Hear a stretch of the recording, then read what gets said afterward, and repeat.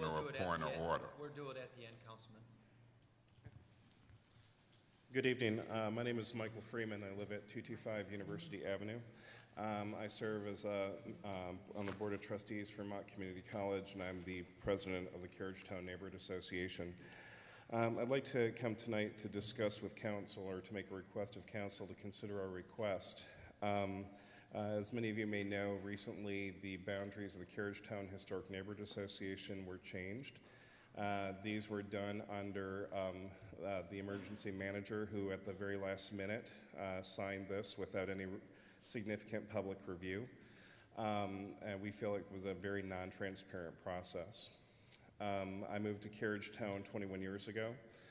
18 years ago, I started working with Glenn Fosdick, who was then the president of Hurley Hospital, and our meetings were over the land management practices of Hurley Hospital in Carriagetown, where they were acquiring properties which were actually lived in.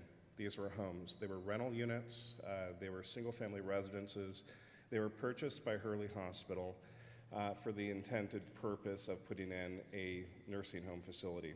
When that project did not move forward, and they found that they were not able to demolish these structures because they were in a historic district, they basically decided that it wasn't their responsibility. They didn't need to take care of them. They did not board them. They did not maintain these properties. And for many, many years, we had empty promises from Hurley Hospital that they were going to maintain them. Hurley is a city hospital, and so our building inspection department would never enforce upon Hurley Hospital in the way that they would on neighborhood residents. So we sat there year after year watching these properties degrade and degrade and degrade. Now Hurley's actually, they have this spin out that says, we're just doing this for the neighborhood. We're making it cleaner and safer and nicer by demolishing all of these structures. We never asked for green space, and we never asked for demolition. We actually asked for them to care for and preserve the resources that we ourselves are asked to preserve and maintain.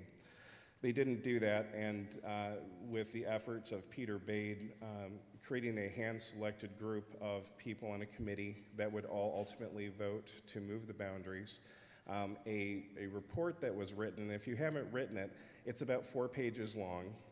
It provides no critical analysis of the district.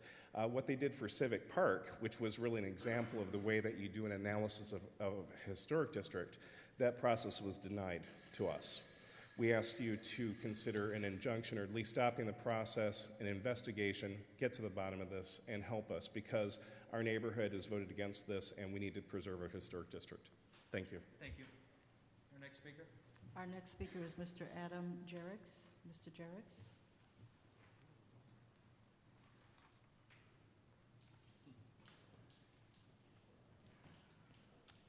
Good evening. It's Gerics with a hard G.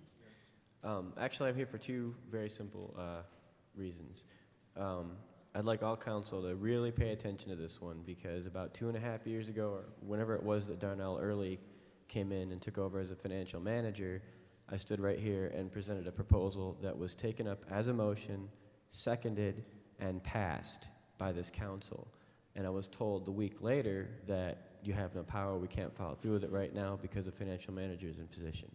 Well, now he's gone, and this is a motion that was carried by this council to investigate the very issue that Mr. Freeman just brought up on every level, right down to building and safety inspections, not following through, and protecting those properties under demolition by neglect, our historic preservation ordinance in the city of Flint.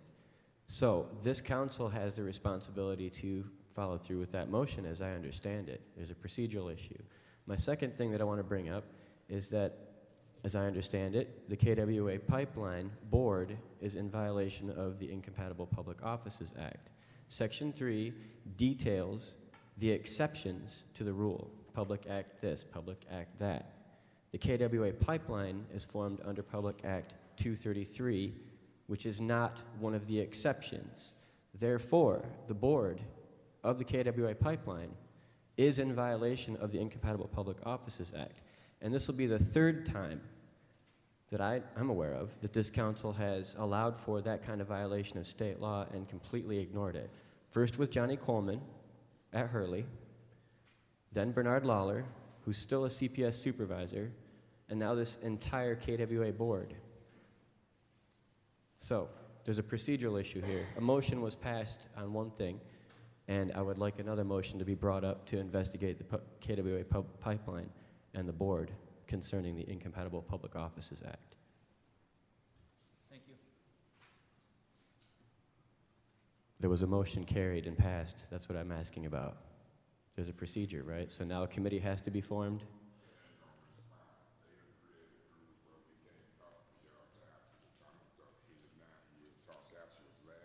Thank you. Jeez, Sieg Heil, man. Sieg Heil. Our next speaker?